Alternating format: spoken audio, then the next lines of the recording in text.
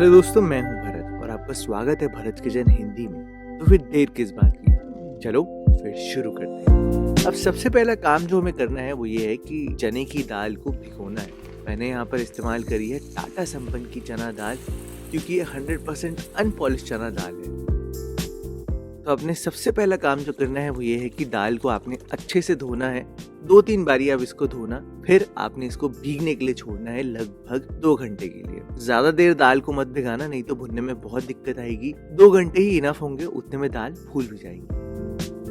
अब 2 घंटे बाद आप देख सकते हो कि दाल कैसे फूल गई है। अब जो हमें काम करना है वो ये है कि पहले दाल को फटाफट से स्ट्रेन आउट करना है। तो मैंने जाली में दाल को अच्छे से स्ट्रेन कर दिया है। 2-3 मिनट आप इसको इसमें जाली में ही रखना ताकि हल्की सी एयर ड्राई हो जाए। और फिर मैं तो इसको ट्रांसफर कर लेता हूँ एक कपड़े के ऊपर और इसको अच्छे से पोंछ लेता हूँ। दाल में अगर पानी होगा तो भुनने में बहुत दिक्कत आएगी, घी चटक कर भाई आपके ऊपर भी आ सकता है। तो दाल को आप यहाँ पर अच्छे से पोंछ लेना। थोड़ी देर इसको एयर ड्राई भी कर लेना, लगभग 15-20 मिनट के लिए, ताकि दाल पहले सूख जाए अच्छे से। अब जब तक दाल सूख रही है तब तक हम यहाँ पर बाकी चीजें तैयार कर लेते हैं। दोस्तों, बर्फी बनाने के लिए आपको सब चीजें इक्वल क्वांटिटी में चाहिए। अगर आपने 1 कप चना दाल ली है तो आपको 1 कप देसी घी चाहिए। दूध चाहिए होगा आपको 3 टाइम्स, तो मैंने 3 कप दूध लिया है और उसमें पहले से ही केसर डाल दिया है ताकि मेरी बर्फी का रंग बहुत बढ़िया है और खुशबू तो आती ही है केसर की। इसके साथ साथ मैंने यहाँ पर 1 कप ही चीनी ली है। अगर आपको ज्यादा स्वीट पसंद है तो आप और चीनी डेफिनेटली ले सकते हो, पर 1 कप इनफ है। सबसे पहला काम जो हमने करना है वो यहाँ पर ड्राई फ्रूट्स को रोस्ट करना है। तो मैंने कढ़ाई में थोड़ा सा देसी घी डाला है, उसी 1 कप वाले में से देसी घी डाल दिया मैंने। और आपको तो पता ही है कि कल की वीडियो में ही मैंने बताया था, मैं काट के ड्राई फ्रूट्स को नहीं भूनता, मैं एकदम होल ड्राई फ्रूट्स को भूनता हूँ और फिर काटता हूँ। उससे मेरा घी भी खराब नहीं होगा, उसमें ड्राई फ्रूट्स का चूरा भी नहीं आएगा और ड्राई फ्रूट्स भी ज्यादा क्रिस्पी बनते हैं। खैर, आपने बस हल्के से कलर आने तक इसको रोस्ट करना है, या जब तक ये थोड़े से चटकने शुरू नहीं हो जाते तब तक आपने यहाँ पर ड्राई फ्रूट्स को रोस्ट करना है। और बस जब वो इस स्टेज पर आ जाए आप उनको निकाल लेना और ठंडा होने के लिए छोड़ देना।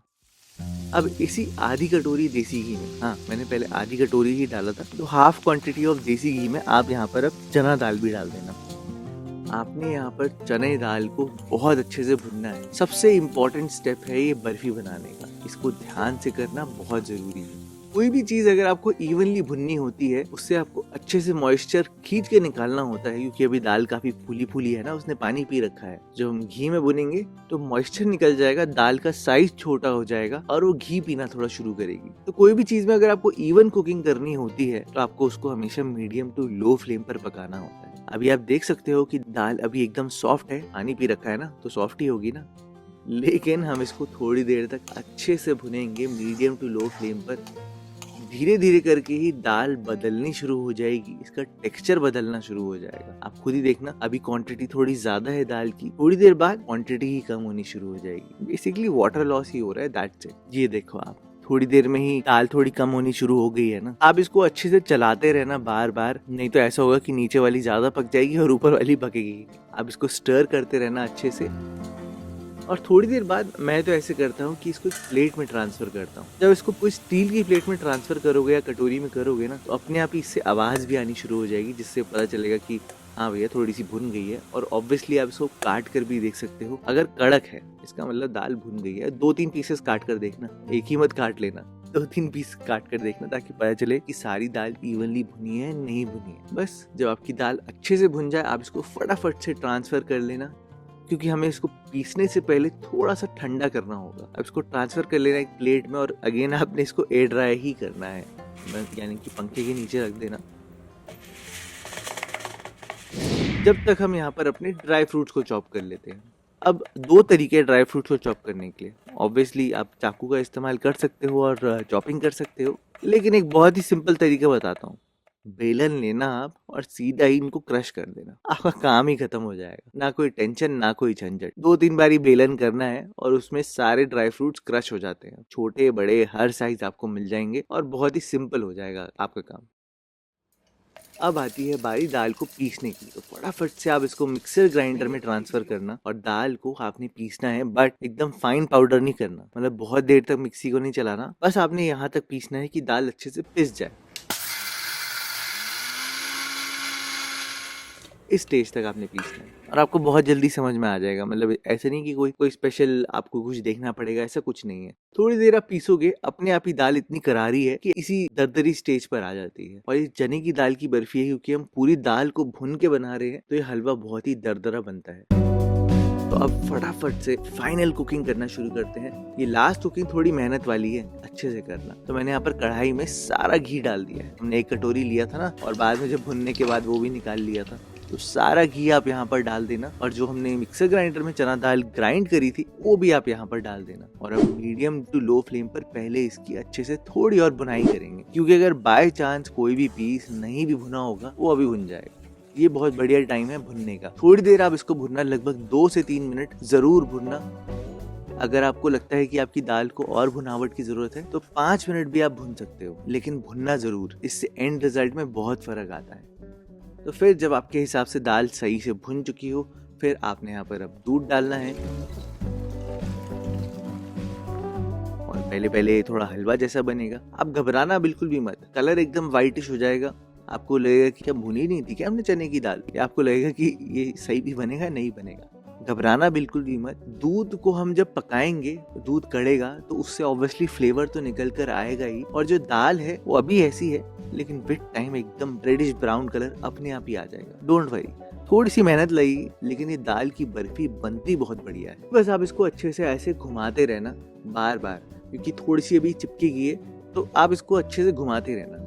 धीरे धीरे करके विद टाइम ऐसा होता है कि ये घी छोड़ना शुरू कर देगी, तब दाल पकती है, उससे पहले नहीं पकती। तो आप इसको ऐसे घुमाते रहना, बार बार स्टर करते रहना कि दाल चिपके ना।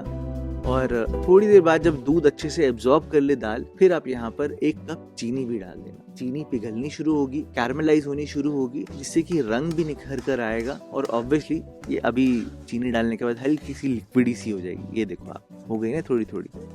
आप बस इसको स्टर करते रहना ताकि चीनी अच्छे से मिल जाए, भुनाई होती रहे। थोड़ी सी इसमें मेहनत लगेगी कि हाथों की जान लगेगी, लेकिन मिठाई बना रहे हैं तो इतना तो चलता ही है। ये देखो आप, धीरे धीरे करके इसका रंग बदलना शुरू हो गया ना। कहाँ व्हाइटिश था और कहाँ ये ऑफ येलोइश होता जा रहा है, फिर उसके बाद और ऑरेंजिश होता जाएगा, फिर डार्क रेड होता जाएगा। ऐसे ही होती है इसकी बुनाई। इस स्टेज पे आप चाहो तो आप इस स्टेज पे ड्राई फ्रूट्स भी डाल सकते हो, जो हमने भुन के रखे थे।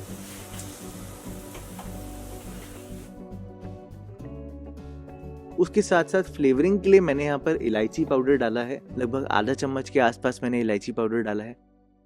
ये भी आप यहाँ पर डाल देना। और दोस्तों एक बात का ध्यान जरूर देना, जो मेरी बर्फी का जो मिक्सचर है ये साइडों में चिपक रहा है, इसको आप निकालना जरूर। इसको बार बार खुरचते रहना, उसको बर्फी में मिलाते रहना, नहीं तो अगर एक जगह चिपका रहा तो उसके जलने के चांसेस हो जाते हैं, दिक्कत आ जाएगी। आप इसको साथ साथ खुरचते रहना। धीरे धीरे करके आप खुद ही नोटिस करोगे कि जो ये मिक्सचर है इससे घी अलग होना शुरू होगा, और कलर तो आप देख ही रहे हो कि कैसा होता जा रहा है विद टाइम, है ना। ये देखो आप, आ गया ना इस स्टेज पर। मैं कह रहा था ना कहाँ से कहाँ पहुँच गया ये, मतलब सोचने वाली बात है। थोड़ी सी मेहनत लगती है, बट इस बर्फी का स्वाद बहुत बढ़िया आता है। अब हमारा बर्फी का मिक्सचर तो पूरा सेट हो गया है, अच्छे से पक गया है। आप चाहो तो आप एक स्टेज पहले अगर इसकी भुनाई रोक देते, एक स्टेज पहले, तो आप उसका हलवा भी खा सकते हो चने की दाल का, वो भी बहुत टेस्टी लगता है। वो बिल्कुल आपके ऊपर है, आप क्या खाना चाहते हो। मैं इसको बर्फी बना रहा हूँ तो मैंने अपने बर्फी वाले मोल्ड को फटाफट से सेट कर लिया है, उसमें चारों तरफ अच्छे से घी लगा कर रख दिया है। अब आपने बस ट्रांसफ़र करना है हमारी बर्फी के मिक्सचर को। अच्छे से आप इवनली इसको सेट कर देना और ऊपर से एकदम स्मूथ कर देना। और बस अब इसको सेट करने के लिए छोड़ देंगे। देखो 3-4 घंटे तो इसको रूम टेम्परेचर पर ही रखूँगा, ताकि ये थोड़ा सा ठंडा हो जाए, कूल हो जाए, और फिर ही मैं इसको फ्रिज में रखता हूँ। और हाँ, मैं तो फ्रिज में इसको थोड़ा प्लास्टिक शीट से कवर करके रखता हूँ। बाकी मर्जी आपकी है, आप जैसे चाहे रख सकते हो। तो अब टाइम हो गया है फाइनल प्रोडक्ट देखने का, तो प्लास्टिक शीट हटाते हैं। मैंने इसको सजाने के लिए थोड़ी सी चांदी के वर्क का इस्तेमाल किया है, क्योंकि वो ऑब्वियसली बिल्कुल बाजार जैसा रिजल्ट आएगा ना। बाकी अगर आपको ओरिजिनल मिले तो ही आप डालना, नहीं तो आप मत यूज़ करना। अब आप बर्फ़ी को इक्वल साइज़ में काटने की कोशिश करना, जितना इक्वल आप काट सकते हो, और ये बहुत ईजिली कट हो जाती है। अगर फ्रिज में सेट होती है तो बहुत आराम से बाहर भी निकल जाती है, ज़्यादा दिक्कत बिल्कुल भी नहीं होती। मतलब आप देख सकते हो एकदम परफेक्ट कटी है और बाहर भी आराम से निकल गई है ना। और अगर सारी एक साथ निकालनी हो बिल्कुल बाजार जैसे, तो आप इसको आराम से चाकू डाल के निकाल तो सकते ही। तो दोस्तों है ना बहुत ही सिंपल रेसिपी चने दाल बर्फी की। थोड़ा भुनावट में टाइम लगता है लेकिन रिजल्ट बहुत बढ़िया आता है, आपको बहुत टेस्टी लगेगी, हल्की सी दरदरी। आप देख सकते हो इसका टेक्सचर कैसा है ना दोस्तों, बहुत बढ़िया। आप ये बना कर देखना, आपको बहुत पसंद आएगा।